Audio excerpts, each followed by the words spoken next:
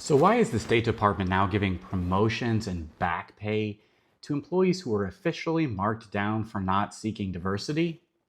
Yes, that's true according to breaking news from Fox. This is not widely covered yet. I just see it on Fox and the Twitter account for State.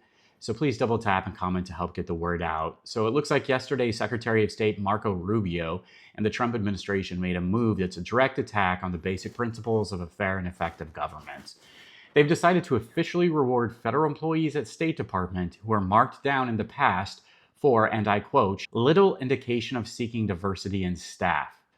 That's right, nearly 300 people who were evaluated as failing to seek out diverse talent are now getting retroactive promotions, pay raises, and commendations. Got to be awkward for those people because people are going to wonder why they just got it. And at the same time, what is this new virtue that new applicants are being rewarded for? Well, they've changed their application process. It's not experience, it's not expertise, it's not even a proven track record. Some of those things are considered, but they're now considering fidelity, part of the application process. So let's be clear about what I think this means, right? This has nothing to do with fidelity to the Constitution or American values. The concern is that it's about personal loyalty to a single political figure, Trump. And they've replaced the goal of building the best teams with a demand for personal fealty to Trump. For conservatives and moderates, I think this should feel like a betrayal, right? This is the big government and political cronyism you despise, right? This is the kind of swampy partisan patronage that you voted to drain. It punishes hard work and it replaces it with loyalty oaths. For liberals and independents, this confirms your worst fears. It's a blatant effort to politicize our civil service, rolling back protections against discrimination, and telling qualified public servants that their commitment to including everyone is now nothing that is relevant. Right? It's a direct assault on the rule of law in a professional government. And the fidelity test is profoundly, I think, un-American. Our government is supposed to be run by the most capable people, not the most compliant.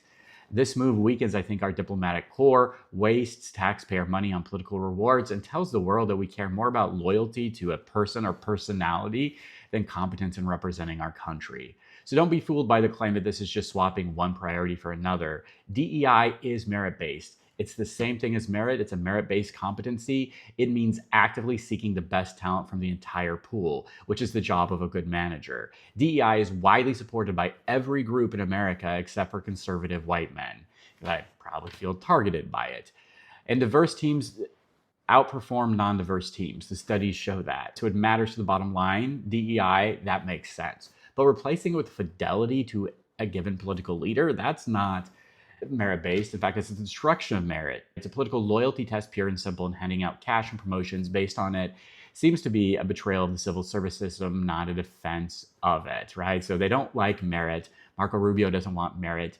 He wants corruption. So legally, what's my take? Well, I don't have the internal documents, and I'm not saying every one of these claims will win in court, but if the reporting is accurate, there are some real red flags here for me. First, federal promotions, especially in the foreign service, are supposed to be merit-based and run through structured promotion boards, not ad hoc political reward programs after the fact. You can't just say, hey, we don't like that DEI was a factor, and so we're going to go back to the past, cherry pick a few hundred people who resisted DEI and boost them. That looks a lot less like neutral merit and a lot more like overriding the normal process for ideological reasons. It's nonsense, the sort of things that should anger taxpayers. Second, we do have merit system principles and prohibited personnel practices. Federal law says you can't give someone a special preference because of their political affiliation or ideology, and you can't condition advancement on conduct that has nothing to do with performance, like whether you line up with a particular president's worldview. If fidelity in practice means be loyal to Trump and his agenda, and the only people who get this restitution are the ones who fought or ignored DEI, you can absolutely see arguments that this is political favoritism dressed up as a merit fix. Third, Title VII is still there. If the group now being rewarded for failing DEI is overwhelmingly white or male, and the people who did DEI work, who often come from historically marginalized groups or ally with them, are being sidelined or told they were part of an ideological agenda, you can imagine discrimination and retaliation theories, especially if people who pushed for equity, filed EEO complaints, or did DEI work are suddenly seen as disloyal under this new fidelity standard. And finally, there's a bigger constitutional and civil service concern.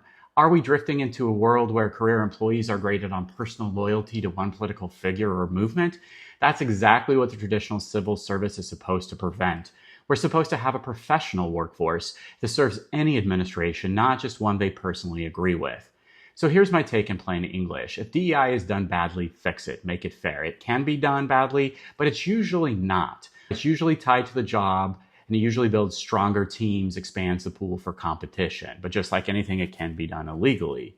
But ripping out DEI entirely, replacing with a vague fidelity test, and then handling promotions and cash only to people who oppose DEI sends a very loud message about what's really being valued, and it's not neutral merit.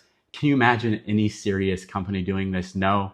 Can I see Marco Rubio doing this? Yes. So I want to hear from you no matter where you stand. Do you believe your tax dollars should fund promotions for people based on a loyalty test? Is what Marco Rubio did affirmative action for people who don't like DEI? Do you think this violates civil service protections? Do you think a refusal to seek out the best and brightest from all backgrounds is a virtue worth rewarding and those people should get promoted? Is this a kind of an efficient merit-based government you were promised? And if your agency is quietly rolling back DEI or adding loyalty requirements, what's happening where you are? This affects us all. Please share your thoughts below. Thank you everybody for your support. Take care and have a great day.